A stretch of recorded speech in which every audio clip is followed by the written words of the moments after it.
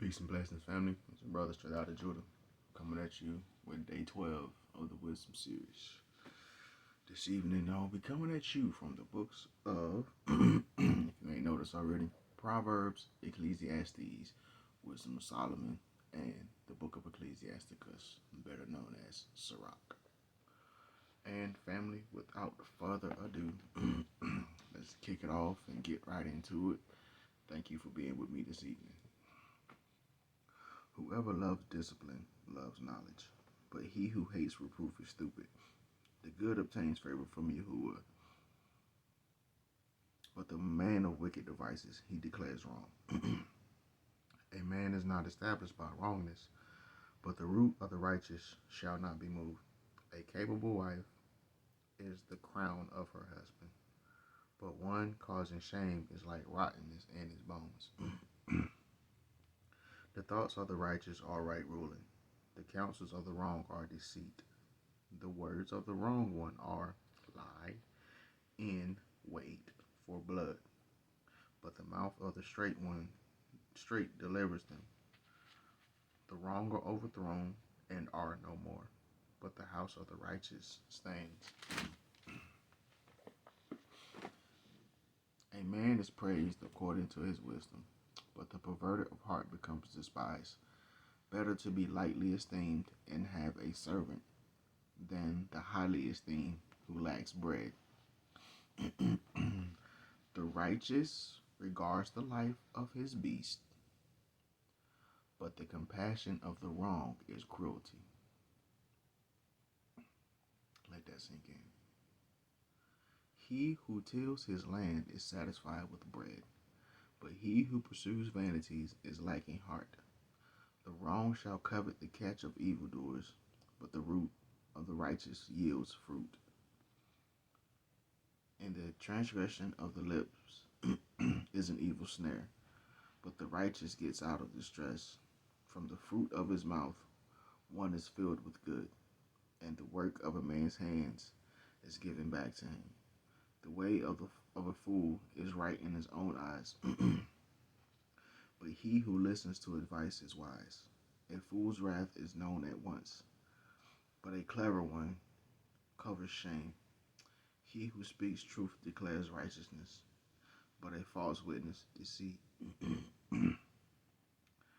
Rash speaking is like piercings of a sword, but the tongue of the wise is healing.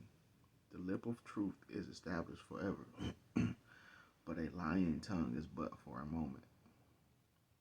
Deceit is in the heart of those who plot evil, but counselors of peace have joy. No harm befall the righteous, but the wrong shall be filled with evil. Lying lips are an abomination to Yahuwah, but those who deal truly are his delight. A clever man is concealing knowledge, but the heart of fools proclaim folly. The hand of the hard worker rules, but the lazy is put to compulsory labor. Anxiety in the heart of a man causes depression.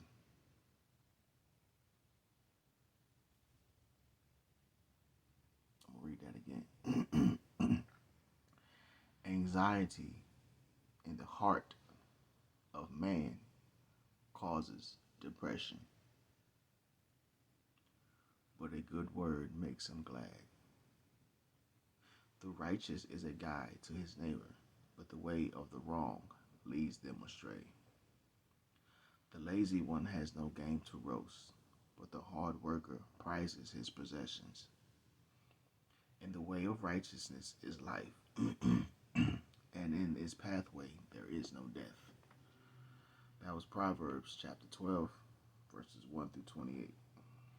Now let's take this trip over to Ecclesiastes, aka Kohelet.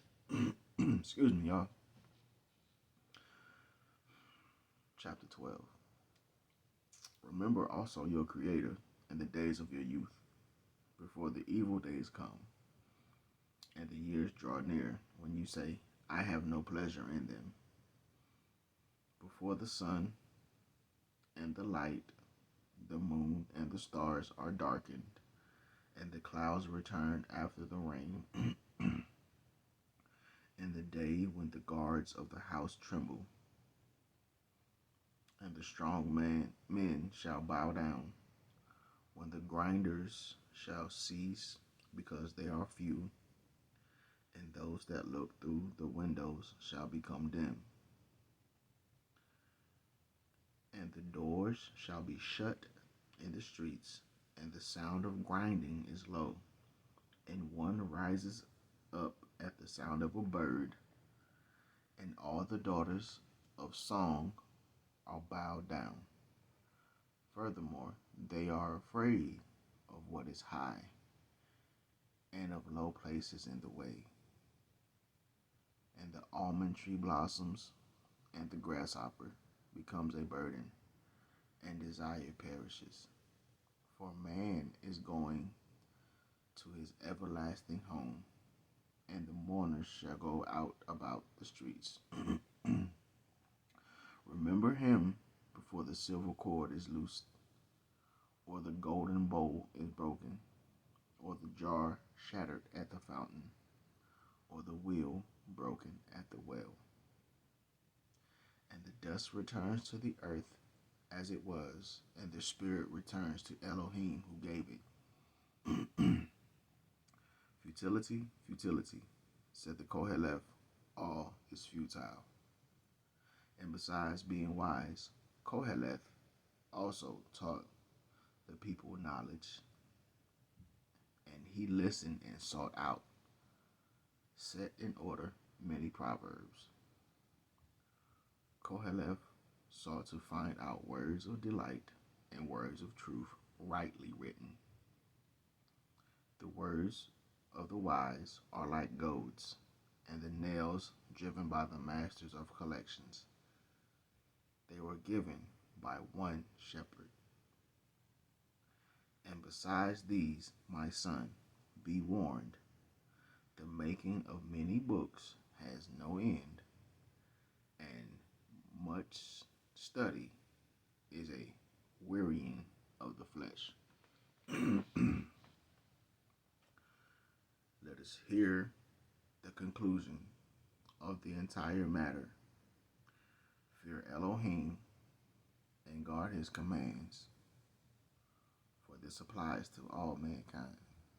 For Elohim shall bring every work into right ruling, including all that is hidden, whether good or whether evil. That, family, is the book of Ecclesiastes, or Kohelet. Ecclesiasticus is last. Yeah. So, here we go. Apocrypha. Let's head on to the Wisdom of Solomon, chapter 12.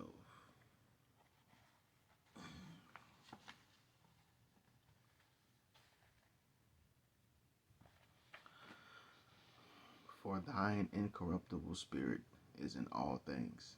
Therefore, chastenest thou them by little and little that offend, and warnest them by putting them in remembrance wherein they have offended, that leaving their wickedness, that they may believe on thee, O Yahuwah.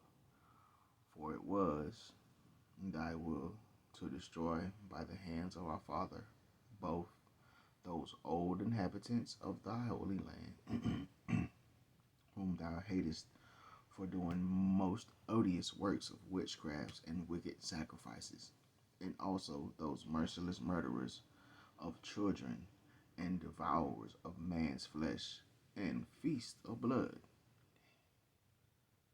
Sounds like today.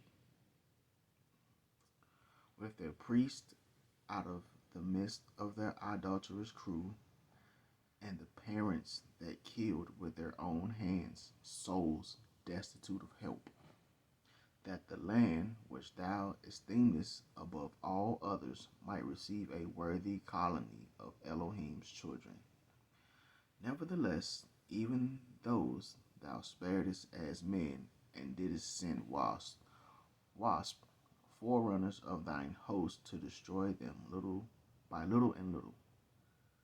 Not that thou wast unable to bring the ungodly under the hand of the righteous in battle, or to destroy them at once with cruel beast, or with one rough word.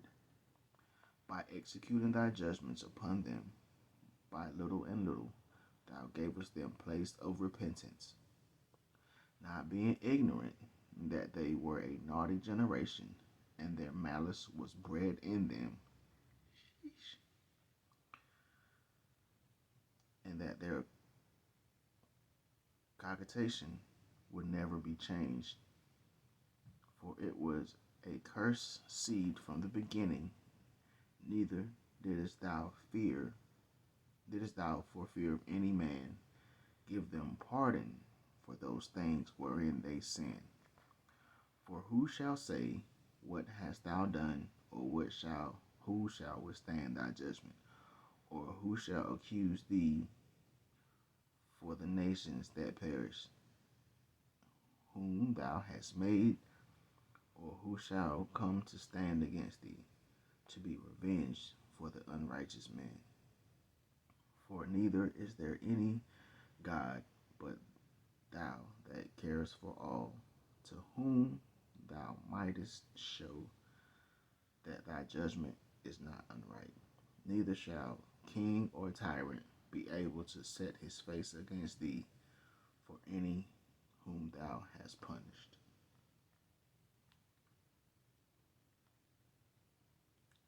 For so much then as thou art righteous thyself, thou orderest all things righteously, thinking it not agreeable with thy power to condemn him that hath not deserved to be punished. For thy power is the beginning of righteousness, and because thou art Yahuwah, it maketh thee to be gracious unto all. For when men will not believe that thou art full of power, thou showest thy strength among them that know it, thou makest their boldness manifest. But thou, mastering thy power, judgest with equity, and orders us with great favor. For thou mayest use power when thou wilt.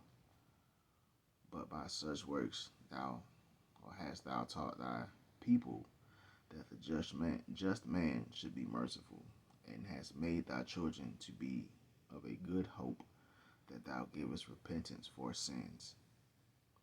For if thou did punish the enemies of thy children, and the condemned to death with such deliberation, giving them time and place whereby they might be delivered from their malice, with how great circumspection did thou judge thy own sons, unto whose fathers thou hast sworn, and made covenants of good promises.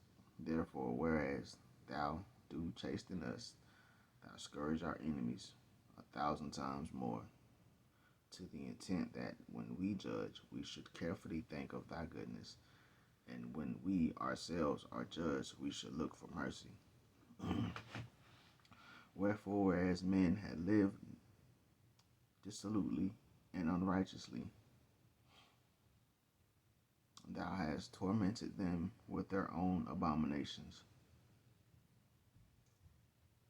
For they went astray very far in the ways of error, and held them for gods, which even among the beasts of their enemies were despised, being deceived as children of no understanding. Therefore, unto them, as to children, without the use of reason, thou didst send a judgment to mock them. But they that would not be reformed by their correction, wherein dallied with them, shall feel a judgment worthy of Elohim. For look, for what things they grudged when they were punished, that is, for them who thought they to be gods, now being punished in them, when they saw it, they acknowledged him to be the true Elohim, whom before they denied to know, and therefore came extreme damnation upon them. That was the Wisdom of Solomon, chapter 12. Now, let's go to the book of Sirach. Ecclesiasticus, chapter 12. When thou wilt do good, know to whom thou doest it. So shalt thou be thanked for thy benefits. Do good to the ungodly man, and thou shalt find a recompense. And if not from him, yet from the Most High. There can no good come to him that is always occupied in evil, nor to him that giveth no alms. Give to the godly man, and help not a sinner. Do well unto him that is lowly, but give not to the ungodly. Hold back thy bread, and give it not unto him, lest he overmaster thee thereby. For else thou shalt receive twice as much evil for all the good thou shalt have done unto him. For the Most High hateth sinners, and will repay vengeance unto the ungodly, and keepeth them against the mighty day of their punishment. Give unto the good, and help not the sinner. A friend cannot be known in prosperity, and an enemy cannot be hidden in adversity. In the prosperity of a man, enemies will be grieved, but in the adversity, even a friend will depart. Never trust thine enemy, for like as iron rusteth, so is his wickedness.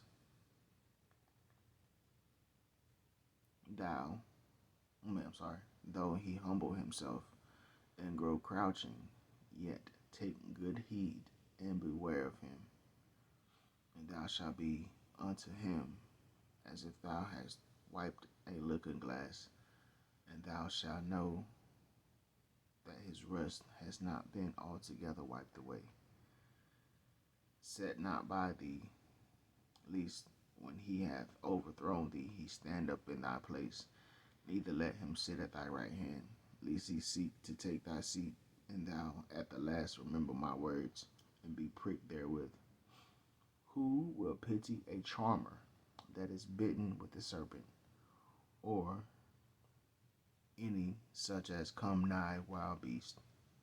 So one that goeth to a sinner, and is defiled with him in his sins, who will pity? For a while he will abide with thee, but if thou begin to fall, he will not tarry. An enemy speaketh sweetly with his lips, but in his heart he imagineth how to throw thee into a pit. He will weep with his eyes, but if he find opportunity, he will not be satisfied with blood.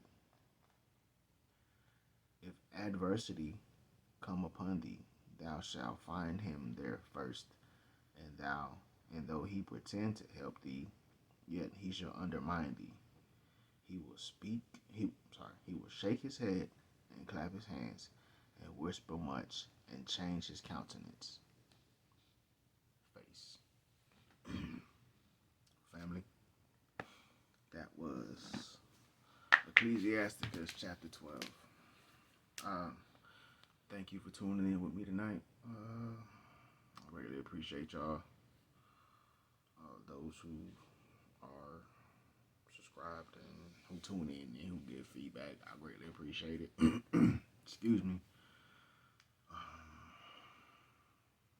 Thank you once again for tuning in and allowing me to read the word and make a word salad out of what I was reading.